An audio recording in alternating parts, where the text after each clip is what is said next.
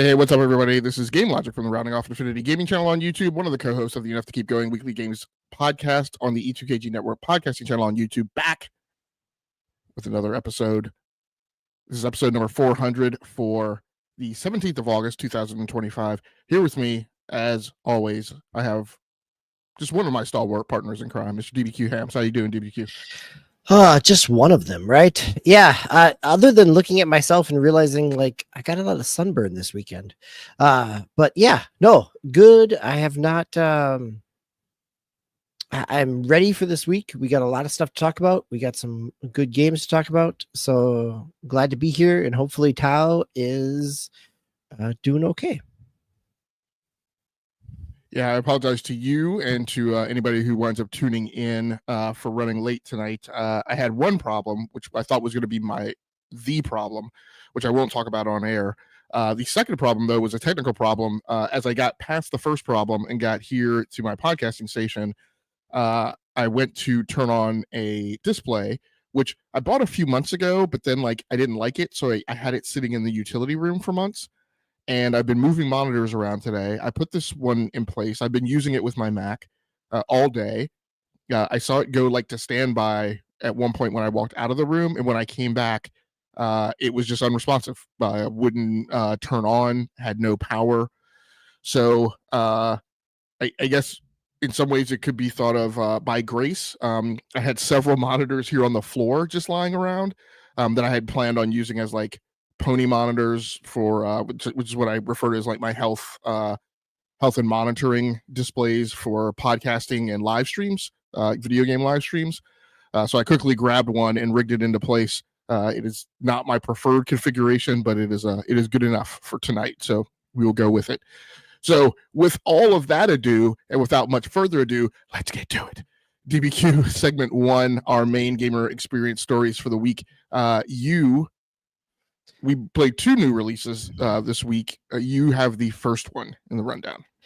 Yeah, so technically I played this last weekend with the Global Jam in terms of this. So this is Nintendo's Drag and Drive, Drag Cross Drive, Drag X Drive, however you want to say it.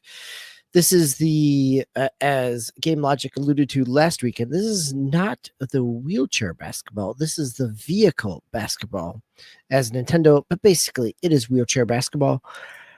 It is done really well, but also kind of exhausting. And I really hope that they consider adding traditional controls in order to make this game sustainable. So this is Drag X Drive. This is you are playing as a vehicle or a wheelchair basketball player. You're in kind of a skating sports bowl. It is Rocket League with wheelchair basketball is really the principle here. The way that it works is it's on Switch 2. You're taking both of your controllers and you are dragging them or pushing them depending on which way you want to move. You can break and turn. You can appreciate everybody who's watching the video and watching me go back and forth with my arms, right? But the idea is that you are very much controlling this in the way that you would control an actual wheelchair basketball. So it is, and it works. It works. As somebody who has sat in wheelchair basketball and has moved around the court, which is difficult, but not nearly as difficult as it is to shoot a basketball sitting down to a 10-foot hoop, that in and of itself is difficult. So it works in terms of the movement, in terms of copying and mirroring the movement that you would actually do if you were playing the sport. The challenge that not only myself, but my 2 kids found as we played it is that the mouse controls on the Switch are it's intensive.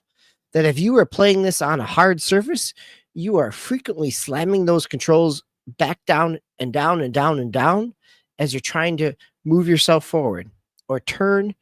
And it works on putting it on your legs. Like, it is not designed for the difficulty of moving and the intensity of moving in this basketball game. It does work, and it works, and playing online against other people, I can certainly see I'm getting schooled, right? Like last week, I thought I was getting schooled in Battlefield 6 in the beta, and playing Drag X Drive. There we go. I am seeing people who are doing things like, wow, that's really impressive in terms of movement back and forth on the court with the motion controls. But at the same time, I think in terms of approachability, one of the challenges that it has is that it is the point of view is really tight on your player. And what that means is that it's very difficult to have a situational awareness in terms of where else the ball is.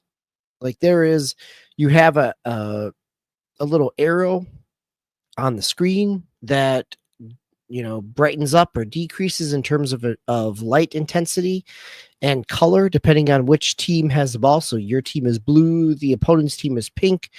Like it does give you some indication, but I think one of the benefits of something like Rocket League is that you're pulled back a little bit, so you have some situational awareness, right? If you're playing basketball in NBA 2K25 or any NBA 2K, you've got some situational awareness in terms of where you want to pass, who's got the ball, who you're going to play defense against. And so the challenge of this for me right now is being used to all those other games. I feel it's very focused. It's very tight on you as a player, which works in terms of getting a sense of where you want to be moving to, but does not work in terms of how you want to be playing as a teammate. And so I think that this is it's a challenge. Like, I love what they were doing with this game, and myself, my kids, like we were all excited about trying this. I think it's a really cool idea. My kids had grown up. We were on the Discord this week. We were talking with Swiss in terms of my kids growing up in the era of Wii motion controls. And so Drag X Drive was very much in their wheelhouse of something that they could understand, that they were excited for. Granted, they could understand any controls at this point, but like, they appreciated what Nintendo was trying to do. At the same time, my two, early 20s kids both bounced off this game within 15 minutes. Like, it was not nearly as responsive as they wanted it to be. And it was, they were hoping that it was something more than kind of a waggle fest. My one son said, this is the first time since like Wii boxing that I felt like I was just slashing at motion controls until I figured out what was supposed to happen. So yeah, I mean, there is definitely a game here, and Nintendo has done a good job of making a wheelchair basketball game. I really hope that they consider finding alternative control schemes in order to keep this alive, because there is a good game here. It is difficult within the control scheme and the camera view in order to make it a competitive game. So like basics. I mean, is there anything wackadoodle here that is not like just normal basketball? I mean, other than like the vehicular stuff. No, I mean, I think it is. So you're moving with both you're using the controllers as mice. You are shooting like you would in Wii Sports Resort in terms of flicking your wrist and pulling up and shooting. You are passing with two different buttons. Like you push. I mean, I think one of the challenges, at least at this stage, is that there is not a directional pass. Like you were just passing. Like I was trying to pass to somebody who had some clearance, right? Like if I could loft the ball, this player was wide open, but there was a opponent in front of us, and so pushing the two buttons basically threw it right to the opponent. Like if I could lob that up and over, or bounce it around, like if we could play this like a basketball game, I could make that pass and somebody could make that shot. So there's that piece. And then you have, in order to steal the ball, you need to run directly into another vehicle, another wheelchair. You can ram it on the side, which will kind of stagger them and prevent them from shooting for a moment. But in order to steal, you need to actually be head on. And so, I mean, the tutorial goes through all this with you, but it is, there is some nuance here. Like Nintendo has designed this well in terms of layers of systems and gameplay, but it's also Nintendo has designed this so it's also not really approachable for a newcomer coming in. So talk to me a little bit about that, like onboarding. So yeah, I mean, onboarding is you dive in and you play through a tutorial. And actually, the tutorial is really effective in helping you understand how to move, how to turn, how to brake, how to make a tight turn, how to pass, how to shoot.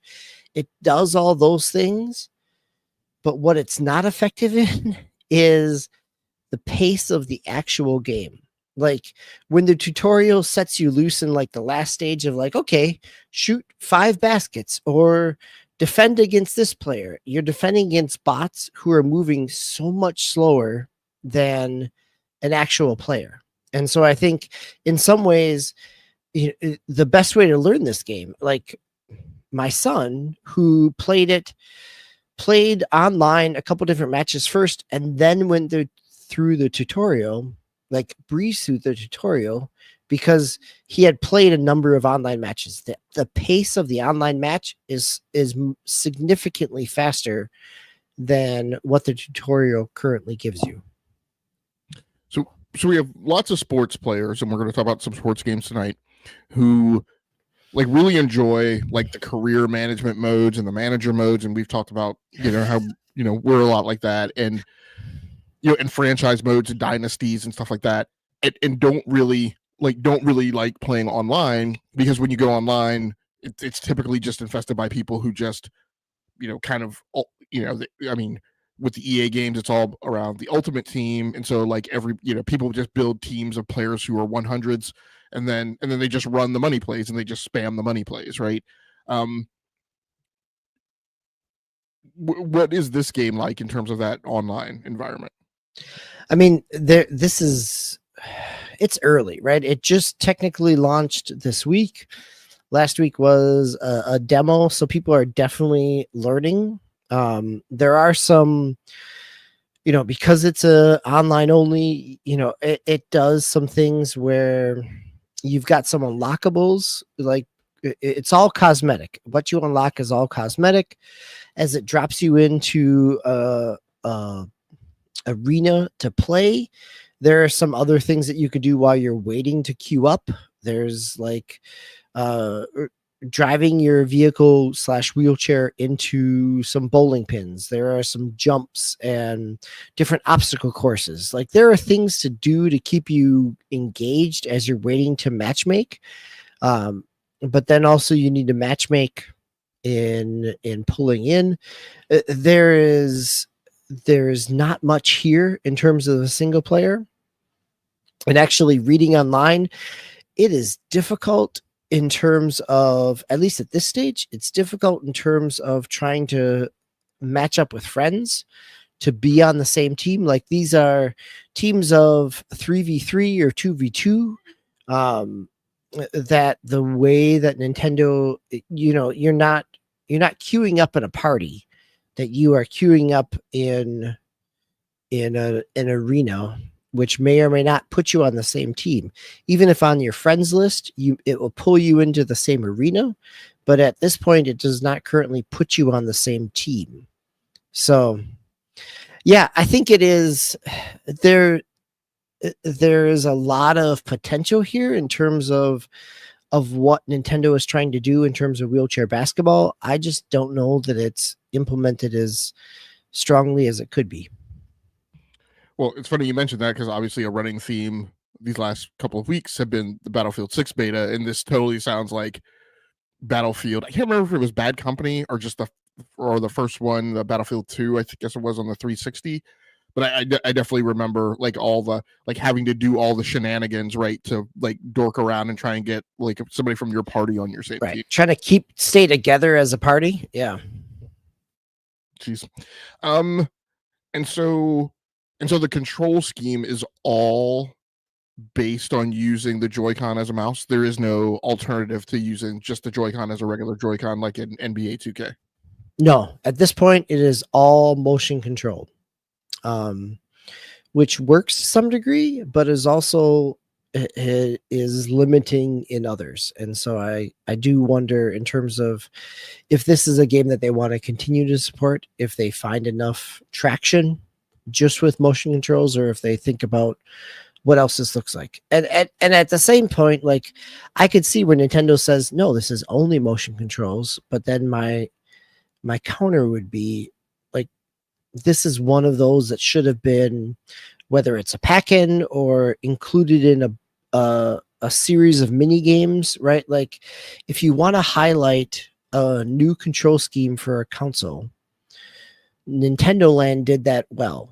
It was a pack-in game, or it was an add-on game, but it had multiple modes that all tried to, kind of highlight different ways and control schemes that a new console provided you. And so to put this at $20 and have it as only a control with mouse control, like there's a really good game here. Like if I could play this with sticks, and if it pulled back a little bit more, even if I could play this with sticks and still do motion controlled shooting, like there's a lot of game here. Like it's got a good core. It just is kind of chipped away at by the fact that it's trying to shoehorn in and highlight motion controls within the environment that it's in. Well, we've talked a lot this year in a positive way about how one of the things games have done well this year that we've played is they have done things to remove frictional barriers between the player and getting to the fun, right? Whether or not it be like the typically obnoxious path towards inventory management, or we talked about Avowed and how like so many RPGs make you manage arrow ammunition, and how like it was really great with that game to like not be bothered with that. Right. You don't have to go collect them, just shoot. Yeah. So it's unfortunate, right, that this thing kind of does that, puts a lot of gunk in your windshield from a control perspective. Have you read online about anyone playing this at a desk, like a PC, using a regular USB-C mouse with the Nintendo Switch 2, and trying to play this that way? I did see someone on Reddit who had done this, but in order to do it, because you need two mice, right? So yes, you could plug in two mice.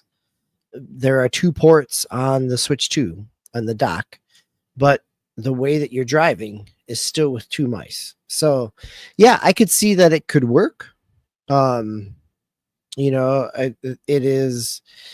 It's probably a little more responsive with the mice because of just the technology there, but it is still a kind of an awkward aspect. The challenge there, I think, is your mouse is not motion controlled. so that when you go to shoot, like, so yeah, I think again, this is where like there's a really good game in here somewhere if Nintendo can figure out how to make the gameplay accessible for people. Yeah, it sounds like if they had just made Rocket League basketball, then this would be perfectly fine. Yeah, right. Like give it a mode where you do the mouse to provide it, and this is where I think it has the potential to be patched in. Like the gameplay is there. Like, you know, if you bring this in and have it be, and I don't even know how it would actually work to bring this into a 2 analog stick type of game, but certainly it is effective in what it does, but it also is hindered by how it's trying to do it.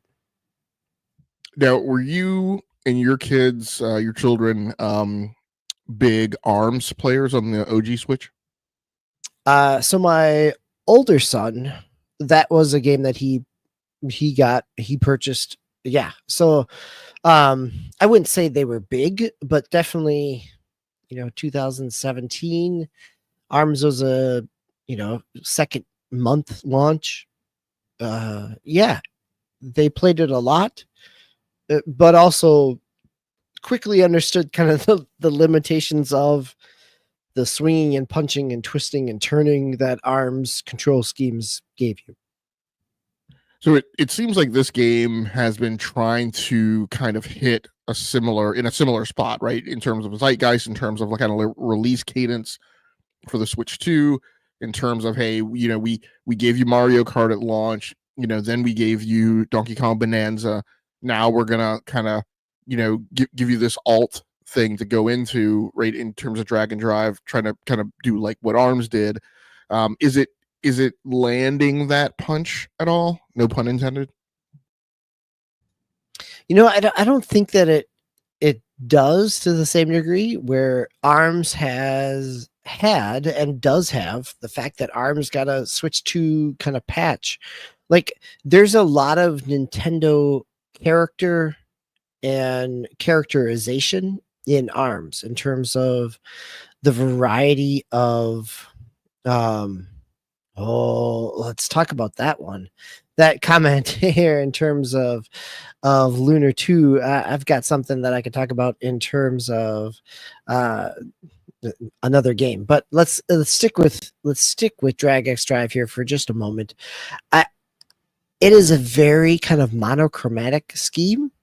You are in kind of black and white wheelchairs. You are it is very Tron-like in terms of its graphical kind of kind of its artistic design, that you are either blue or pink, and then everything else is kind of white and gray or black.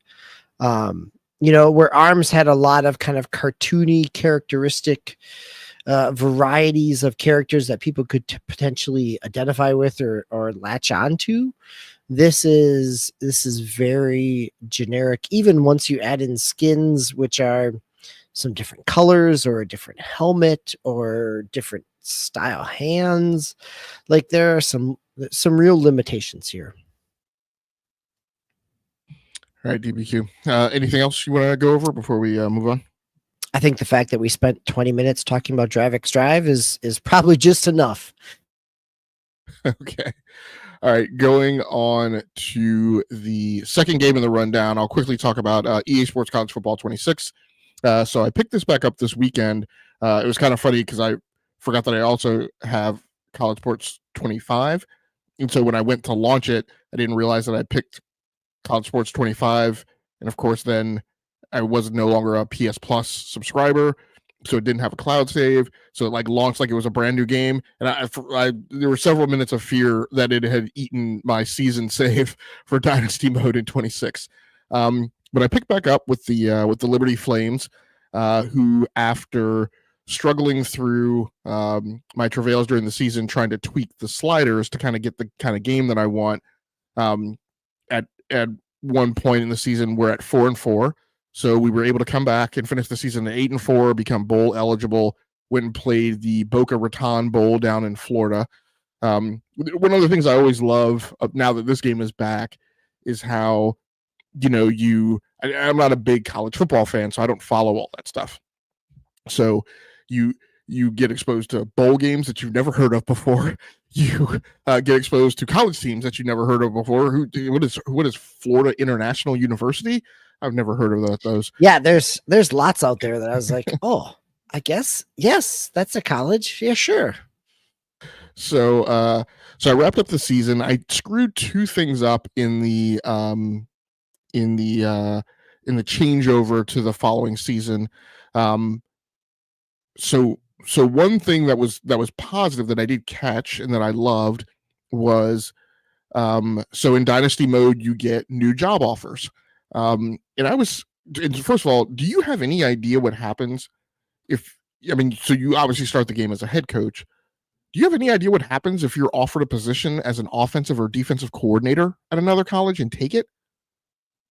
Yeah, I mean, because I've started a game as just an offensive coordinator, just calling offensive plays. Yes, and so you are limited there. I believe so you wind up you just want to play in the game and being in control half of it, Well, yeah, and there's an option when when you go to play a game, you can choose to play the full game, you can choose to play highlights, you can choose to play offense or defense only, and so I think that's the way that it plays out.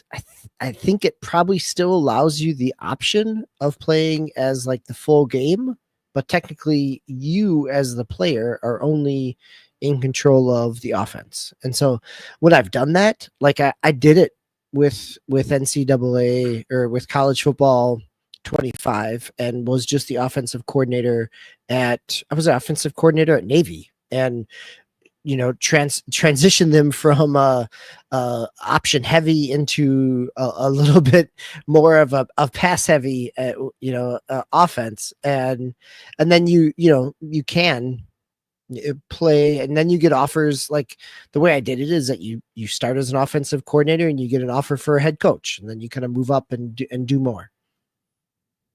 Okay, well, that's good to know. I didn't. I decided not to roll those dice. I was just happens. So Liberty Flames out of Liberty University out of Virginia are a Conference USA team. I was offered two offensive coordinator jobs and I think I was offered one offensive coordinator, one defensive coordinator, a head coaching job at for Troy State. I was like, I don't. And I looked at the job, and it's neat that it plasters on the screen too, whether it's a job upgrade or downgrade. But those are only positional. So I was like, I don't know that going to be the head coach at Troy State is necessarily a promotion from being head coach at Liberty University, right? And it does seem like when I did it, after winning, being in the championship playoffs and everything else, I was not getting nearly as many head coaching offers as I would expect. And so there's some logic there that it would be interesting to see. But yeah, it does tell you if you're moving not only in terms of head coaching and OC or DC, but also in terms of kind of the prestige of the institution that you're moving to. Yeah. So I did get a very choice offering to go be the head coach at I don't even know. Are they for the Missouri Tigers? Is that University of Missouri? So Newzoo, yep, who is an SEC team. So I took that job. So it was very interesting. But as I was trying to, I was like, so it's really weird because it's you take the job and then it shows you a bunch of screens that are applicable to your old job, and it's a while before it starts showing the shift. And so actually when it flipped over and it showed me as the head coach of Missouri, so I got a new offensive coordinator, a defensive coordinator who had apparently been issued job offers before I took over, which was cool. It was kind of neat. But what I missed and I really wanted to play with in the season changeover is I missed the opportunity to and I'm not saying the game did this to me. I'm saying I missed it because I didn't know where to intervene. I missed the opportunity to mess with my schedule and make sure that my schedule was challenging enough for my bowl and championship pursuit. Yep. And there, Yeah, I constantly tweaked my schedule last year in terms of pushing up against, out of division top 25 teams in order to be ranked better. Yep. yeah. So I don't know when exactly it does that. And I don't know if there's a queue or something that it gives you that maybe I didn't get because I was doing the coach changeover. So I'll just have to It look could for that be, next right? Because season. it happens right at the beginning of the season where it says set custom schedule. And Okay. it's like the next week after setting a changing conference or all the changes. But if you were in the middle of changing teams, I could completely see where it blurs together. Yeah, so it's fairly interesting. They're like the Liberty Flames were like a team like in the 70s. Mizzou is like in the 80s in terms of like overall rank, the overall like power rating or whatever. So it's pretty neat, having a team that has a few more weapons. Like I've got 4 like senior wideouts. Who are all fairly well have a pretty decent overall rating. I brought in a more complex playbook, and so I have a lot more options. I actually found, because we talked about kind of some of what we felt were some of the limitations of the playbooks, and when you switch playbooks, I can't remember what screen it's in, but it actually shows you like the breakdown of like, okay, this playbook has like these 5 sets.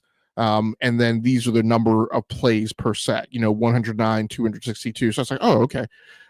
So, I mixed up my offensive and defensive schemes coming into the season. So it's pretty neat. My quarterback is actually a freshman. So I've got 3 rookie quarterbacks, but the number one, but the starter is like a prodigy, right? So it's pretty neat getting him out on the field. It's pretty neat finding a lot more success. Right? I mean, the Liberty Flames were like, in terms of their overall rating, their offensive and defensive rating were pretty well rated within conference, for a Conference USA team. Like most of the other Conference USA teams were like in the 60s.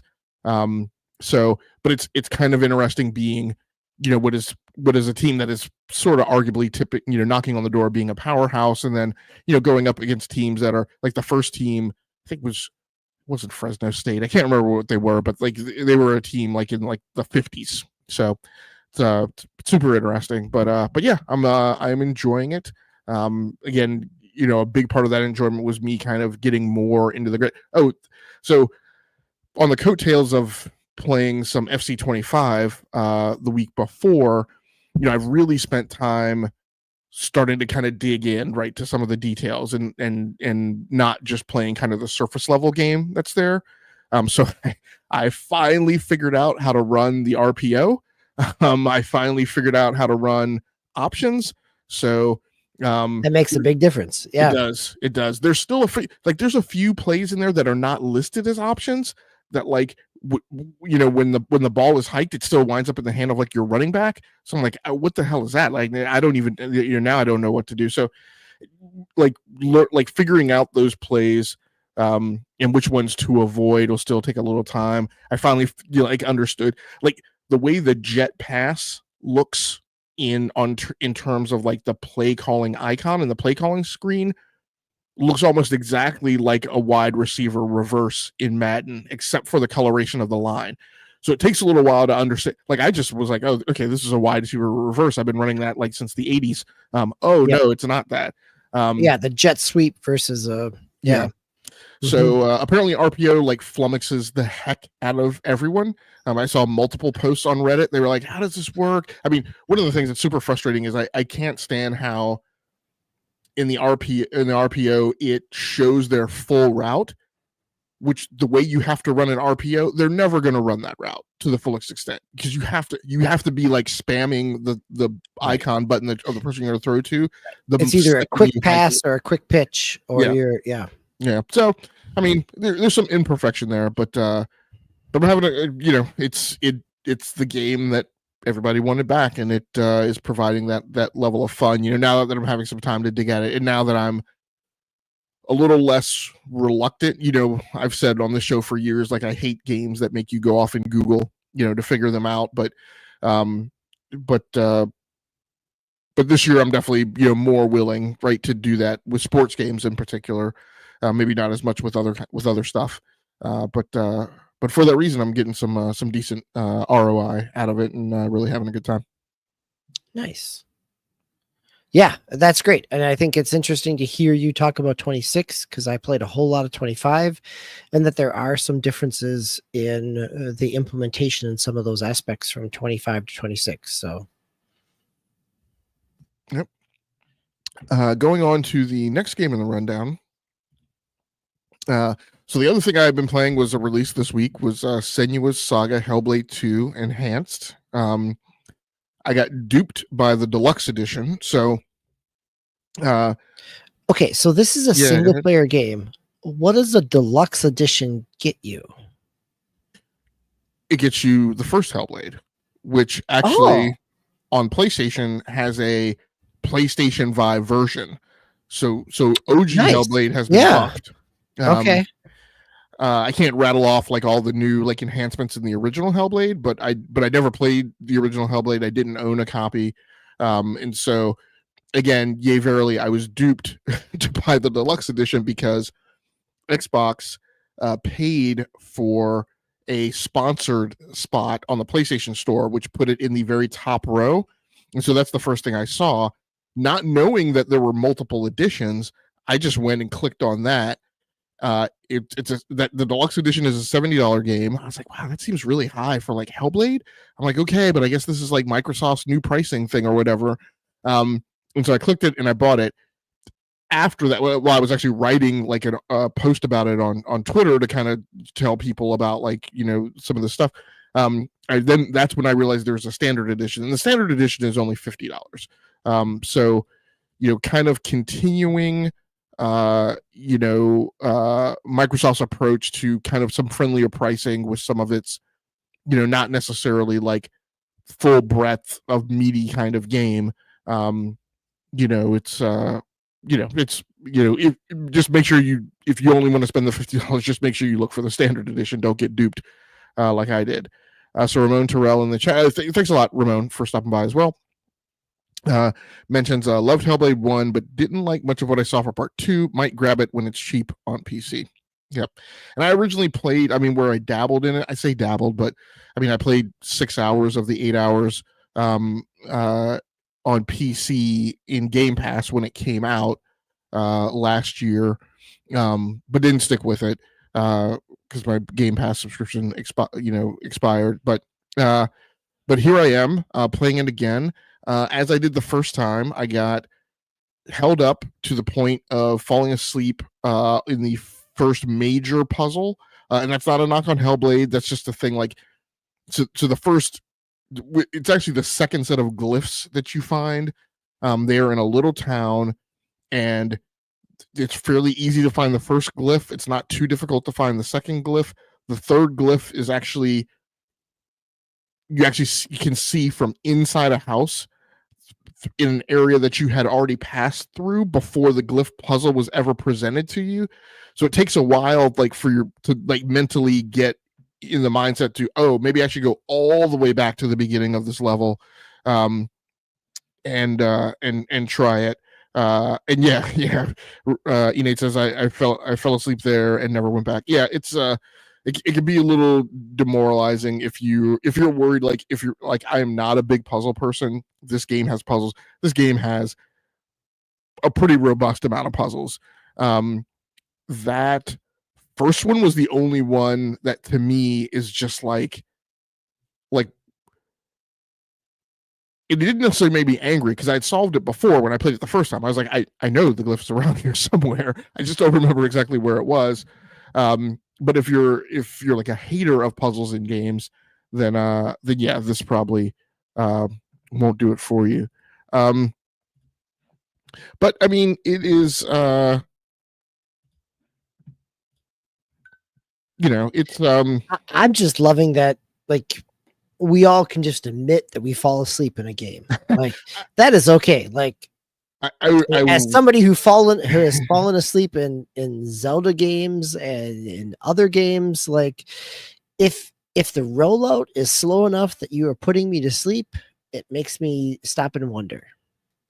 Yeah, I mean, where I always get got, and it doesn't have to do. It could be any game. This is why, Tomb Raider games. Like, I love Tomb Raider games, but I particularly loved like the more action oriented Tomb Raider games before the reboot. And like the Tomb Raider games just have puzzles that are kind of like these ha ha ha, I've got a secret kind of puzzles. And yeah, but I mean, generally it's like if I, if I get to the point where I'm staring at the screen and like I feel like I've exhausted all of the, okay, there are 5 variables in this puzzle, each of which have, 5, potential solutions, and so it's a 5 by 5, exponential, like 25 variable puzzle. Once I get to the point where I've exhausted all those and I'm just like staring at the screen trying to remember what I've done, and anything that I haven't done, that's the point where I'm like, I start like dozing off. So but yeah, I mean, visually the game's striking on the PlayStation 5 Pro, performs well, looks gorgeous. It is a marvel of mo capture and kind of cinematographic presentation. It's got parry elements right in the combat, and so coming off of Expedition 33, it is interesting from that perspective. Gives you enemies that have like different timing right on their attacks. Some that are you can only dodge, right? There's no way to block them. You'll be presented like some of these guys that oh, not these guys. Well, like, yeah. So he just like ruptured the soil, and kind of threw like the ground attack at you, which you can't block. I think you can only dodge it. And some of the Draugr can only, like, they're fire breathing, so you just have to dodge those. It's a little like Doom the Dark Ages, where you dodge them, but you have to dodge them to a particular side. Like, if you dodge to the wrong side, then you wind up getting burnt. So I love the story of it that's presented, particularly like if you have a deep love of mythology, if you're particularly interested in like Celtic mythology and things like that, this game might hook you, and obviously it has the psychosis element. I think what's really interesting about this game too is if you dig and you go find a lot of like the background stuff. Like, I did not know that, like, so the I think it's Melina Juergens, who's the actress. I did not realize he was never supposed to play this role. She's actually a video editor, and I think art asset editor at Ninja Theory. And the day they were gonna like start doing some of the mocap, I think they either hadn't cast the actress or the actress was sick or something like that. And so they asked her to stand in because they were just trying to like get camera spotting and stuff like that done. And she stood in, and then her coworkers were like, "Why don't you just play the role?" And like this is the story that has unfolded in her, like, winning, best performance, right, for the BAFTAs, twice in a row, which is the first time that that's ever been done, right, by a video game performer for the BAFTA awards, and then winning them once for the Game Awards. So that's amazing, right? And then her progression from Hellblade 1 to Hellblade 2. So in Hellblade 2, she had like a training regimen, to get more cut and more fit. She had combat training to help her with a lot of the movements that she would do in the mocap. And she said, a lot of the stunts are done by other people, but some of this is her in the mocap. And so it's a pretty amazing story how, again, she's a hands-on keyboard, right, developer, and then she goes down this path to essentially kind of become a star. And you see her performance, and like, her performances are like knocking on the door, and many would argue are the equivalent of like an Ashley Birch, right, or some of the other great voice actresses and voice actors that we've seen in other movies, the emotionality of it.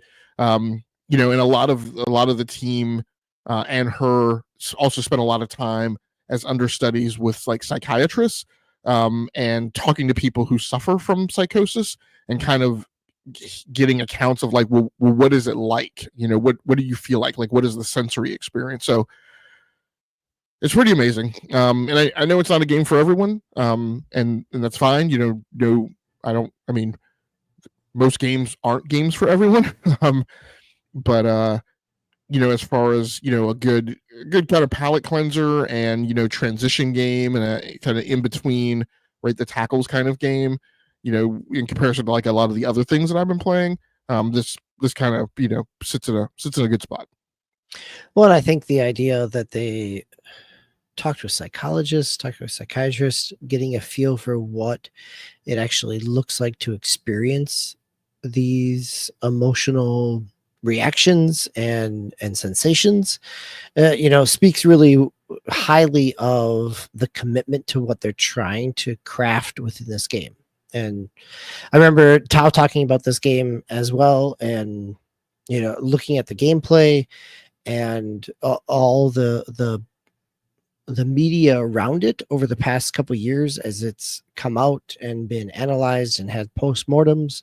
Like it really is. There's a technical achievement here, even if it is not necessarily immediately in your wheelhouse. Like there's a lot to appreciate.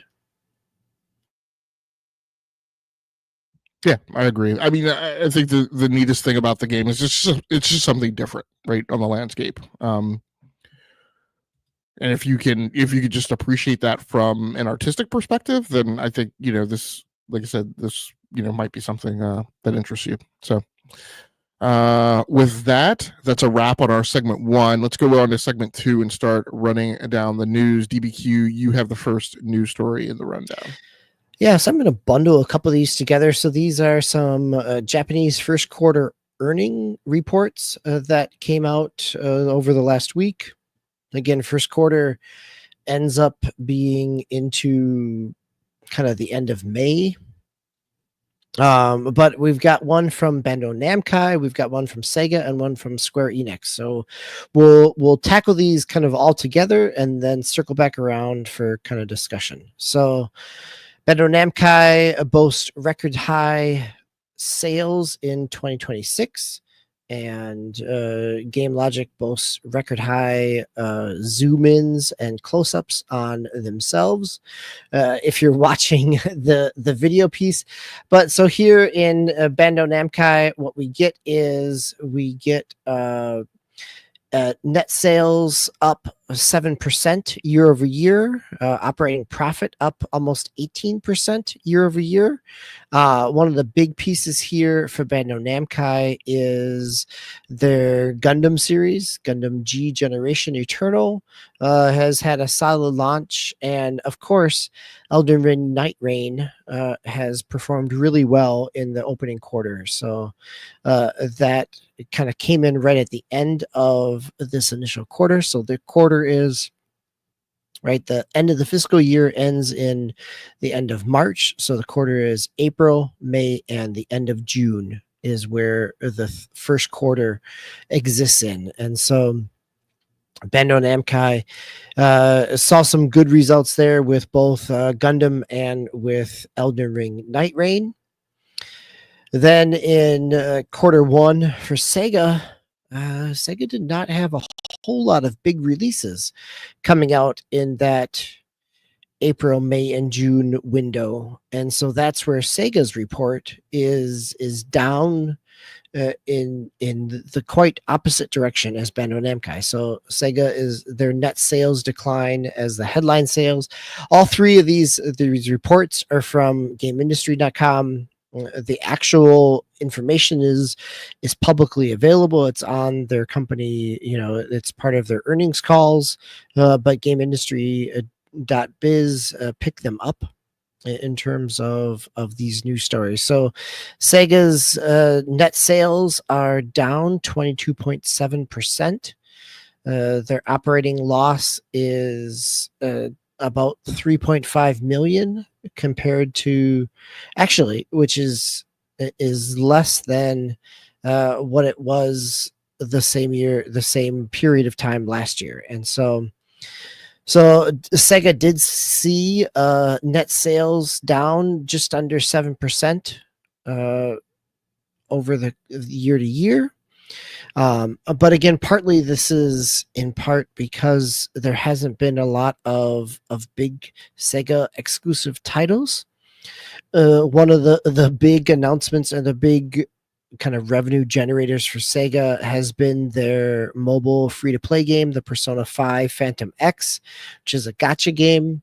That came in with stronger sales or stronger revenue, not actually sales. It's more about revenue and microtransactions, which we will talk about in another news story here.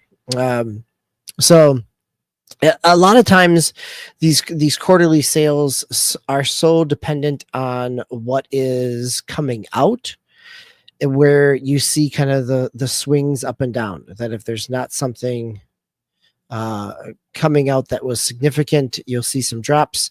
And Nate, Phantom X from Persona as a game, and I have found the same way for some of the other gacha games. I think about Octopath Traveler, the gacha game there, which was a really good RPG. Nate says, man, Phantom X is amazing. I just wish it wasn't a gacha. Yeah, that there are some gameplay elements there. And so maybe we'll see some of that continue on, just like we're seeing with Octopath Traveler's gacha game being kind of retrofitted into a single player RPG, which is coming out this December. Which leads us into Square Enix and their first quarter sales as well. And so their first quarter sales, unlike Sega, where Sega did not have a whole lot of big launches. Actually, I wouldn't say that Square Enix had big launches as well, but they did have some launches. But they are looking at 15% decline year over year in terms of generating revenue. That overall, there was a 25% decline in their digital entertainment section, which includes their video game business. As the report talks about, in part, last year, 2024 first quarter was boosted by Kingdom Hearts coming out on Steam. All 3 or all 6 different versions of Kingdom Hearts, depending how you want to count. Kingdom Hearts 1.5 cross whatever, coming out on Steam. All that boosted 2024 sales. 2025 sales for Square Enix in the same quarter really focused around 2 new or re-release games. So Bravely Default Flying Fairy HD, which came out on the Switch 2 as a game keycard at the $40 price point, was not in any of the big top sellers for Switch 2 launches back in June. And then Final Fantasy 16, which had been out on PlayStation for the last 2 years, came out on Xbox Series this past June as well. So Square is looking at some decreased sales as well. And as Infinite Umbra says, Octopath Traveler is some good stuff. And hopefully Octopath Traveler 0, which is coming out this December, along with this fall, Square Enix has Dragon Quest 1 and 2 HD 3D coming out as well. So we've got a couple different games, and also as the Switch Direct showed, there is the Adventures of Elliot, kind of an HD 2D game coming out, very much in kind of the spirit of Mana and Children of Mana, in terms of kind of an action RPG-esque coming out this fall. So potentially quarter 3 has the ability to be a little stronger from Square Enix. So that's the rundown on a couple of kind of higher profile Japanese developers with Bandai Namco and Sega and Square Enix, looking back at their Q1 earnings. All right, DBQ. Let's why don't you go ahead and stay on the mic and take us to the next news story in the rundown? Okay, so we're gonna go right from that to the challenge of discoverability. So this is looking at G2M, their annual game marketing survey. This news story is coming out of GameIndustry.biz. I also downloaded and kind of read through the full-on report from this is from Bastion. So it's published on, as it says here, published on the 14th of August, is Bastion's annual G2M video game marketing survey. And one of the big pieces coming out of that marketing survey is, and to me, this comes as kind of a twofold, and the GameIndustry.biz article captures this very well, is that they are finding both discoverability and market saturation being kind of the two big pieces of a challenge in terms of games. In terms of, so one of the questions in this survey, so what do you consider to be the biggest challenge in video game publishing last year? And 31.5% said discoverability, 26% said market saturation. So over 50% of the 75 different publishers that were surveyed for this highlighted discoverability and saturation. And I think in some ways, those two go hand in hand. That yes, discoverability could be a challenge even without saturation, but with saturation, it makes discoverability even more challenging. So I find that this is, as somebody, as we've talked about on this show, like the challenge of Steam and discoverability and the storefronts, and how do you highlight things? How do you break through as a small developer? That, for all the times on this show that we have talked about the lack of, the challenge of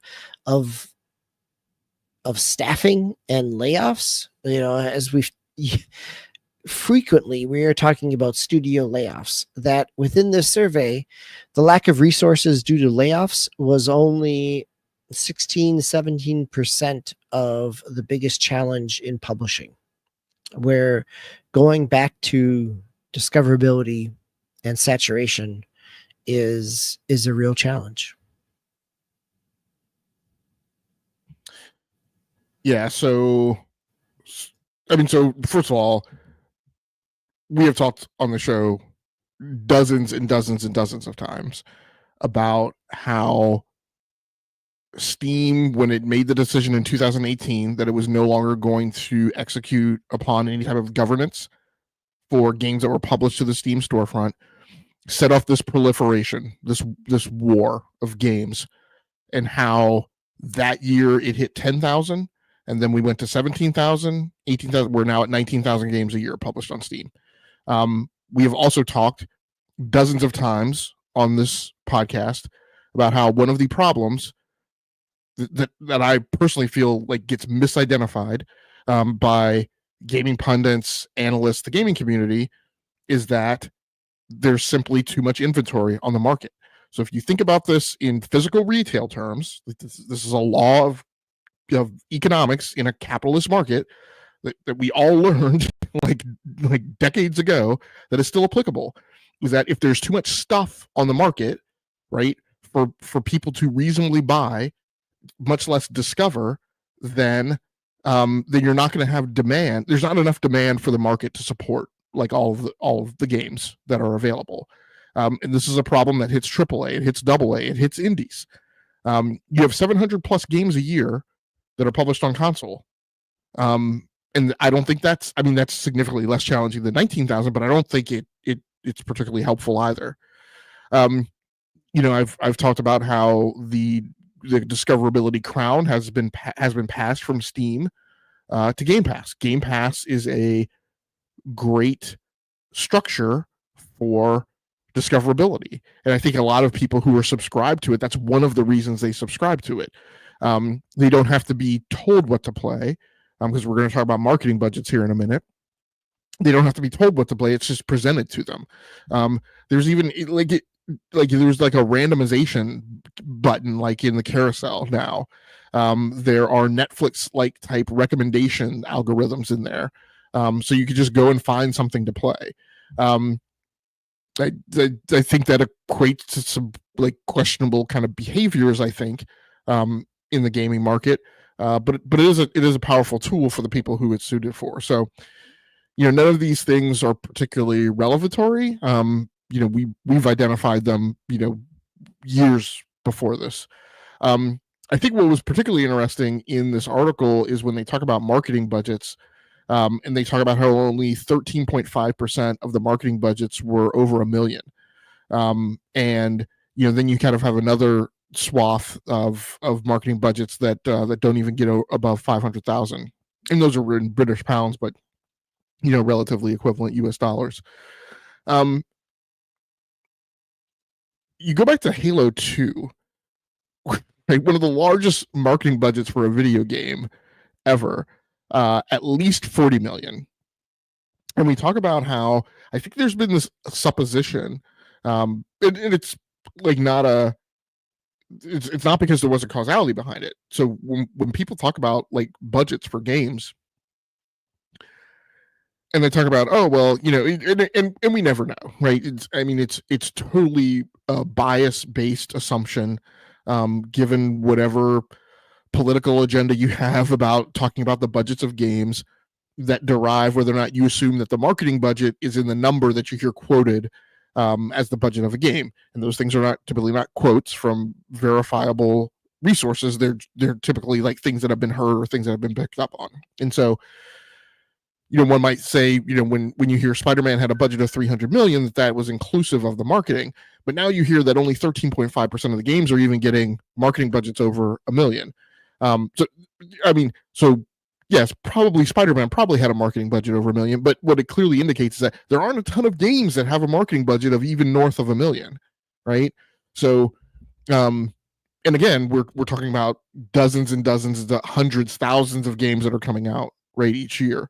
But it also goes back to what I've also said about Steam. There's been arguments that doing things like day and date for like PlayStation is helpful because they can capitalize on the marketing for Steam. Games aren't marketed for Steam. Games show up on Steam. Nobody markets a game on Steam. Quite frankly, you're either like you have to be, as a consumer, you have to be smart enough about the games that are coming out. The marketing happens from the showcases that happen. They happen by word of mouth on the Steam forums and on Reddit. And they happen because of the algorithm, because if you're somebody who needs the help, there is a little bit of help there on Steam where you come in and you have things in your queue that are presented to you. Now, I would say the most savvy PC gamers, right, again, don't need that help, right? They go to Steam and they already know what they're looking for. So I don't know how. I don't know that help hits the people who spend like the most money, but it is there. So very interesting information that came out. The marketing budget thing was the one that caught me, that I found most kind of illuminating from the market report. Yeah, I think that's a really good analysis of it, and kind of the challenge of breaking through that saturation is the volume and number of your marketing budget. I think there's also been some good comments back and forth with Ramon Terrell and Nate in the chat. So thank you both as we've been going through that. This is a difficult, and this is not new suddenly this year, but I think as an industry, it's a difficult, challenging spot to be in terms of having the breadth and scope of so many different developers and ideas and tool sets out there to be able to create, but then the discoverability and the the marketing aspect to break through all that is really the challenge. Yeah, I'll read one other passage that was particularly illuminating as well. When it comes to marketing channels, am I reading the right thing? I'm going to say sure. I don't know what you're trying to read, but I think the fact that you are reading words, yeah, that sounds right. When it comes to marketing channels, the majority, 25% of respondents believe organic influencer marketing is the most effective. Again, Expedition 33 got a bump from Game Pass, but it got a huge bump from word of mouth, right, and postings on social media. I love this. Actually, I saw this as well on Friday when I flagged this, and the fact that it's organic marketing, right? That this is not paid influencer. This is like our game cut through and people are finding it. I think that is, it speaks to the quality and not just throwing money at a problem type of thing. And the second part of this is, whereas in 2024, paid media, which is now seen as the least effective. So I just want to foot stomp that. So having IGN pump your game is now seen as the least effective means of marketing. And paid influencer were the most popular. Again, those are the things that were the most popular in 2024. So it doesn't say paid influencer was the most popular.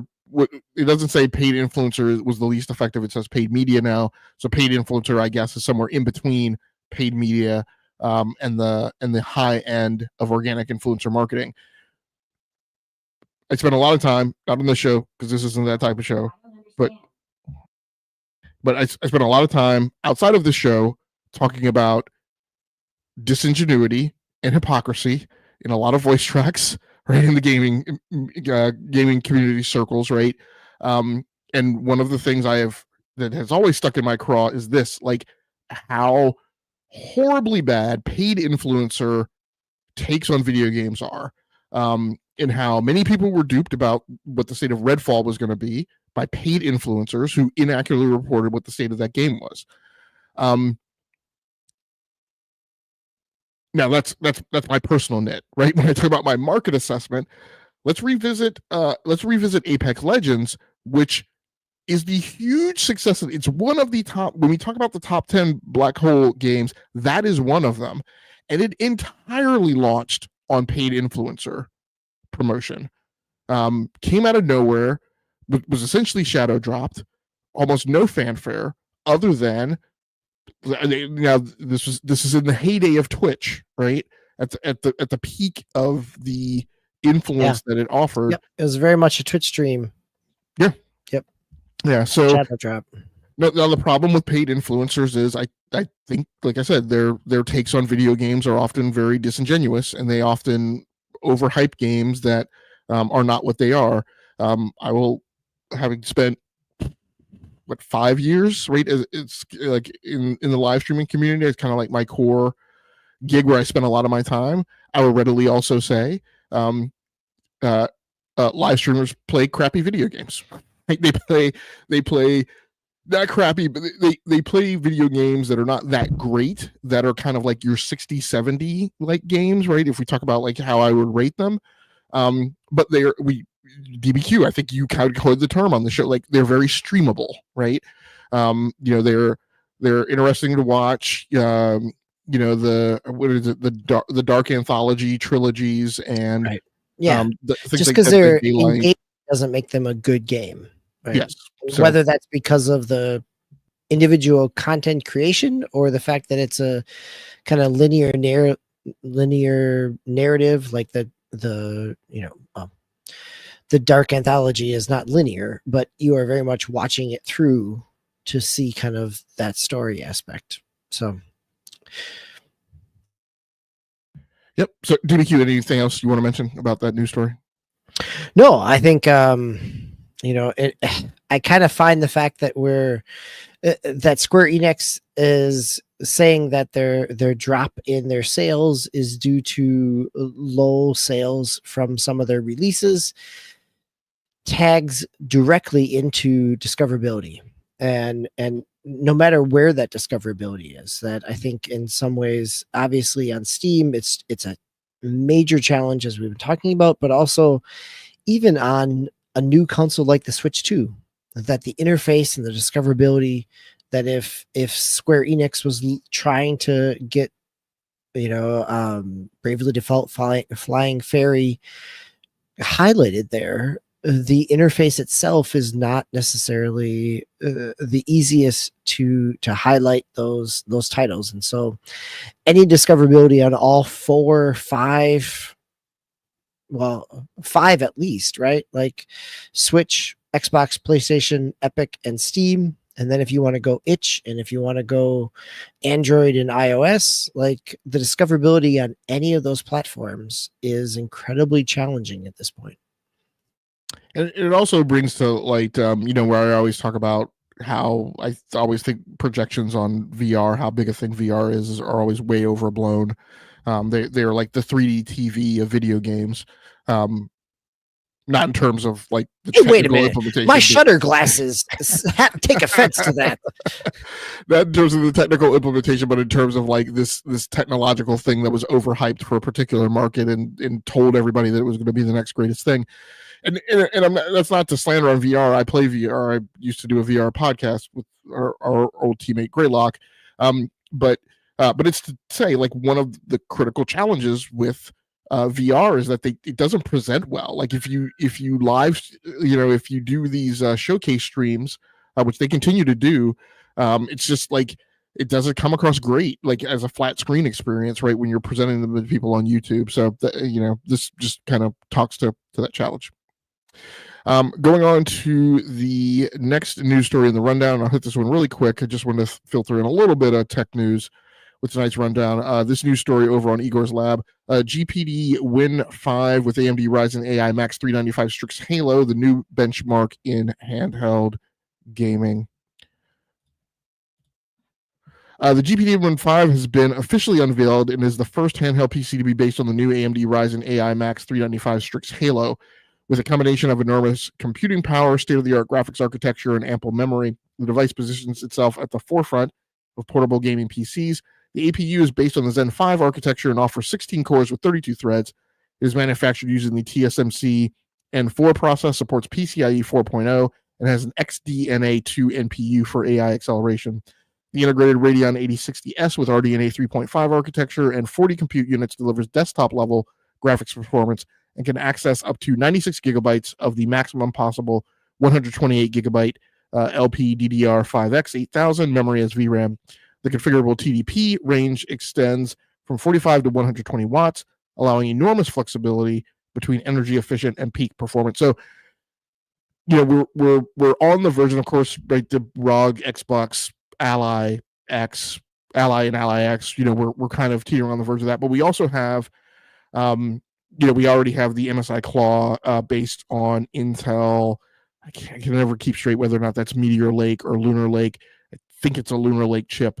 And then we also have the Z2 Extreme coming out. So we're really hitting this kind of moment in time of handhelds being delivered with significant amount of power that kind of break beyond the veil of where they've been before. So AMD has both a line of chips called Strix Halo and Strix Point. Strix Point is really a chip that's designed for use in both laptops and handhelds. Strix Halo is really a chip that's designed for gaming laptops, but we are starting to see applications of it in handhelds, and that just means it's a super big, beefy chip, right, in a handheld. Strix Point is, I want to say it is 8 and 16, so it's 8 cores, 16 threads. This one brings 16 cores, 32 threads, right? So it's bringing a significant amount of oomph. This is one of the ones that, in my mind, if you're looking for a high-end premium handheld, you want to be looking at the AI 395 and maybe some Strix Point chips as well. You want to be looking at Intel's Lunar Lake chips in handhelds. Again, I think it's Lunar Lake. Don't quote me on that. And you want to look at the Z2 Extreme, and you want to see how these implementations land here in the fall. to like see the battle out of, you know, which one's going to be the high end. In the handheld space, it's kind of exciting. It's not quite as exciting as I want to get. The excitement I want to see is when we get an NVIDIA MediaTek chip, and when we get Qualcomm getting into this pool, then I think the competition is really going to ramp up. I think I keep saying that like every other week. But it is kind of interesting, and it presents a little of what was supposed to be the battle royale between I think it was between Arrow Lake and the 9000 series Radeon chips, right? Last fall, I guess, when we thought we were going to kind of see a big duke out between Intel and AMD really bringing a lot of power to the table. Arrow Lake kind of wound up being it wound up being panned in the media as a dud. I don't think Arrow Lake is a dud. I think Arrow Lake is a good chip that lost out on the gaming battle in comparison to AMD, to those 9000 series chips. I will also say, though, as a person who has been building PCs for a very long time, I really don't know that that the CPU that gives you an additional 5 to 10 frames in one particular game, or a handful of particular, really like has ever like broken the mold for me on like which CPU I was going to get. But there are gamers who fixate on that, you know, small incremental difference, and will make their buying choice on it. And the marketing and the media voice track came off as, you know, if you're a gamer, the chip to get is a 9000 series chip. Now, that all being said, there's a good chance, you know, when the X3D chips came out, that was a hands down like slobber knocker. Like there is no, you know, question about, you know, whether or not you should get an X3D chip. So I'm talking about how the stock 9000 series CPUs compared to Arrow Lake, and to the highest end Arrow Lake. I think the Core Ultra 285, I think, was their high end chip. 285, maybe there was a 295 chip as well. But at any rate, you know, AMD won that battle. But it'll be interesting to kind of see how this shapes up in the handheld space this fall. All right, DBQ, you want to take us to the last news story in the rundown? Sure. Let's hit our last news story. So this is a Newzoo report in terms of player behavior and spending. We've talked about Newzoo before in terms of some of their other reports of the number. A couple of years ago, we talked about the age of games that people are playing and how the majority of games that people are playing are 5+ years old, right? So we've hit on some of their analytics and their research before. So this one I discovered over at GameIndustry.biz and dug through the actual report as well. I think some of the quick highlights here. So this is really looking at spending in North America and in Europe. That North America and Europe spent they accounted for about 46% of the spending in games over the past year worldwide, but accounted for only 20% of the players. So there's significantly higher spending going on. North America itself, in terms of its spending, was just under $53 billion, which was about 4% of an increase year over year. Europe's was about a 3.6 increase year over year. So I think that idea of that there is significantly more spending going on within the percentage of players within North America and Europe. Again, granted that the combined spending of Europe and North America is still less than the spending within Asia Pacific.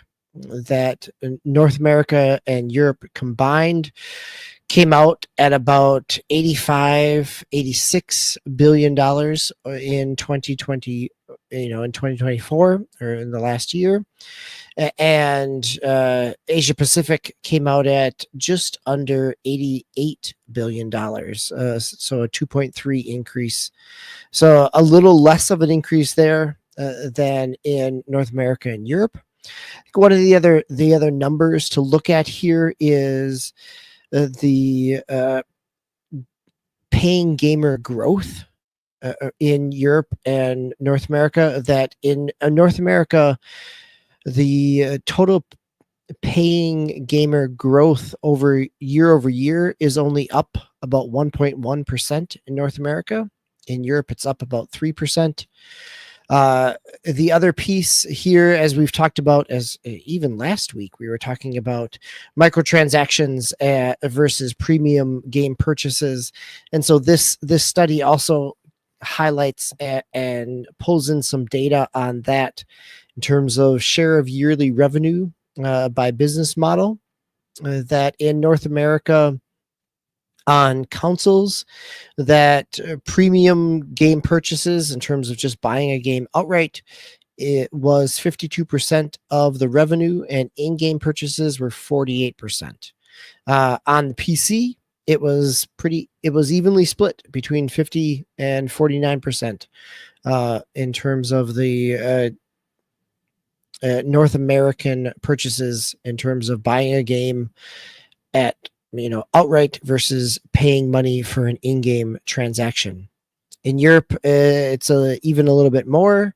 In Europe on PC, in-game transactions were about 58%, while buying a game outright was 42%. And on console, it again was about 50-50, 49-51. So as we talked about last week, the amount of value and revenue that companies get from in-game transactions, whether they're microtransactions, whether they're battle passes, whether they're DLC, that all those different pieces, definitely impact the overall revenue of the industry. Oh, Ramon. Yeah, I your comment here of I don't even want to think about the amount of money Steam and key sites have siphoned off. Yeah, that's as a developer, right? Like not only Steam, but then those third-party key sites of Fanatical and CD Keys, and kind of the kind of gray market the gray market area of key resale. That is, as a developer, I'm sure this is a significant challenge.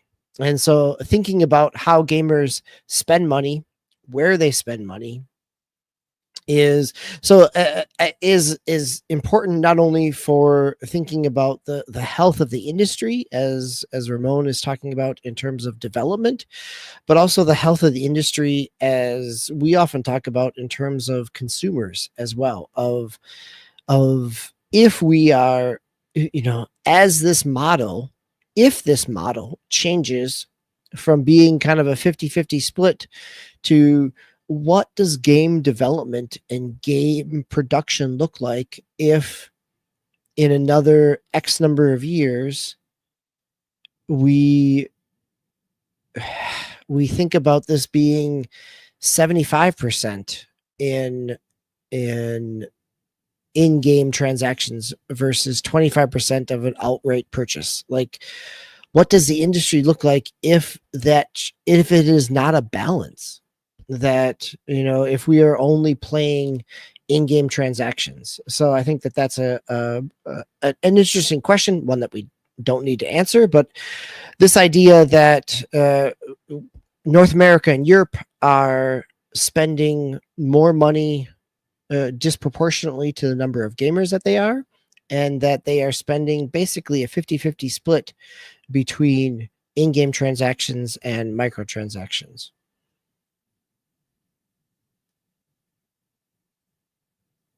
I also want to call out, Ramon, going back to about gray sites. Yes, I think a number of those, CD keys, they are sold through in bulk. I think there are some places where and maybe this is me just projecting, I will say that if I look at sites like Fanatical, where games that, or also CD keys, games that have been out on the Humble Bundle store that we're in choice or we're in a bundle, and then a month later suddenly have a huge discount on these sites. I think that's a question that I have, is that I definitely see a market trends kind of connection there. But yes, technically these sites are legit. I think thinking about kind of the CD keys or the keys online market, whether it's Fanatical, CD keys, or existing sites like Steam or Green Man. I'm really curious. Green Man announced this week that they are kind of doing a competing charity bundles, that they're starting a existing site to compete with Humble Bundle, and actually bringing over a previous Humble Bundle executive to lead their Green Man games charity bundles as well. So lots of places where we can purchase games from. Just a question of how much we're spending and where that transaction happens. And one of the reasons they mentioned that they did that. So, did you listen to the interview of the two key people at Green Man Gaming on the Game Business show? No, I didn't. I just read the article. I didn't listen to it. So one of the things they mentioned in that interview was, I may not be quoting it exactly correctly, but basically one of the reasons they're doing this is because their supply chain of keys they're being offered is, I'm not going to say that it's drying up or it's but it's being presented some more challenges, right? That maybe publishers and studios aren't being as generous with keys as they have been in the past. And so this is an effort to kind of build out an additional value stream for them beyond just selling kind of discounted keys, so to speak. A couple definitions I want to go over in here. So mobile revenues exclude advertising. Our estimates exclude taxes, secondhand trade or secondary markets, advertising revenues earned in and around games, console and peripheral hardware. That's one of the big things that I wanted to point out in the foundational data that the news story is based on. And then another thing that I thought was interesting was definition of players are all people who play digital games on a PC, console, mobile device, or cloud gaming service in the past 6 months. Payers, which is where they calculated the average revenue per player, all people who have spent money to play games on a PC, console, mobile device, or cloud gaming service in the past 6 months. And then spend per player is their annual average revenue generated per player.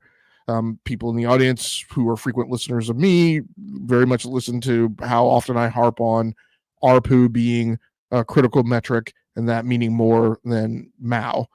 Then one of the other key things I want to highlight is this: payers, so go back to the definition of payers versus players. Payers skew older and are likely to have mid to high income. So two things to take away, as I think, is number one, those older payers with greater disposable income are subsidizing a big part of the market for the people who don't pay, right? So you have tons of younger generation today younger generation players who play tons of Fortnite, Apex Legends, and play for free, and then it's the older play. So the reality is that the payers are paying more than the metric would lead you to believe, because the metric is oriented around is oriented around the total revenue being gained from the market. So you have a lot more people playing than you have people paying. But the other thing I want to mention is you get a lot of voice tracking around how older players today are less relevant. And eventually we will all be, because we won't be around to play games anymore. But in the meantime, right, the money that is driving the industry is the money that is coming out of this demographic. And so if the industry wants to continue, right, having those people pay in, at least until those younger generations take over, which is going to be for a significant amount of time, the industry's got to make content that the people who are paying are willing to play. So again, a lot of voice tracking around how, how we got here is not relevant in terms of kind of where we're going. And some of that is true, but the notion that we've hit this fulcrum or this tip over point, I don't think is true. Because if those of us who are paying, right, probably more than $325 a year, stop spending money, then I don't know where that leaves you as an industry. At the end of the day, the big takeaways from this study are ones that I don't particularly care for, which is that, hey, companies need to start offering buy now, pay later and cryptocurrency as a means to pay in. And I don't think any of us want any of that. No, I think some of that also feels like this is the marketing companies kind of slant to some of that in terms of the cryptocurrency aspect, but I could see where the buy now pay later certainly factors in. Like anytime you purchase anything on eBay or even on Amazon, like it's going to offer you a credit card or some type of crediting aspect. I think a tricky piece here is after the last month of news stories that we've had about Steam and itch.io and other places kind of delisting things because of credit card, and kind of the censorship or awareness campaigns coming around the credit card transactions. Like part of the whole buy now pay later is dependent on credit and where that factors into that as well. So I do want to follow up just because I was mentioning CD Keys and Green Man and Fanatical and Raymond Terrell. Yes, I would say that all three of those are legit, are good, and hopefully they have been beneficial for your studio as well. Okay. There was one comment that I wanted to bring. Yeah, so comment from me, Nate. I agree. If all of us that spend way above that stopped, it would show a significant drop. Yep. All right, let's go ahead and wrap up the last segment 3, the remainder of our gamer experiences for this week, and I'm just going to quickly rattle these off since we are definitely over time. So the other two things that I've been playing this week are Forza Horizon 5 on the Xbox. I think I'm at level like 122. Having a ton of fun. They've slipped in 7 additional car packs since the last time I really checked. Also, friendly reminder to check your message queue because and actually hit A on every single gift message to see if it's one that was already given to you and granted, or whether or not there's actually something for you to download. There were a few that were in my queue who have been there for who knows how long, probably sometime in 2024, that I just never hit A because I assumed they were already like grants. But I'm playing that on the Xbox Series X and having a good time with it. Also, on the backside of my time that I spent playing The Last of Us Part 2 Remastered on the PlayStation 5 Pro, I also spooled up some time playing that on the PC, which then I had to drop that to run over to play Hellblade 2 on the PS5 Pro. But had some more time with that, playing it at 1440p, 2560 by 1440p resolution with all the bells and whistles turned on.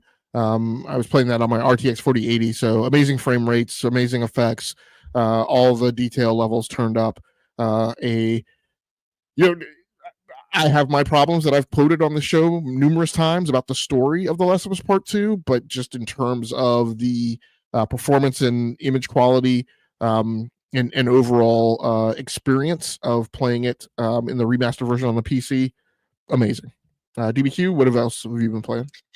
I've been playing a lot more Madden, no surprise. But I've also had a chance to play both the demos on Xbox and on Switch 2 for Shinobi Art of Vengeance. So this is coming out at the end of the month. It's by the same developer as Streets of Rage 4.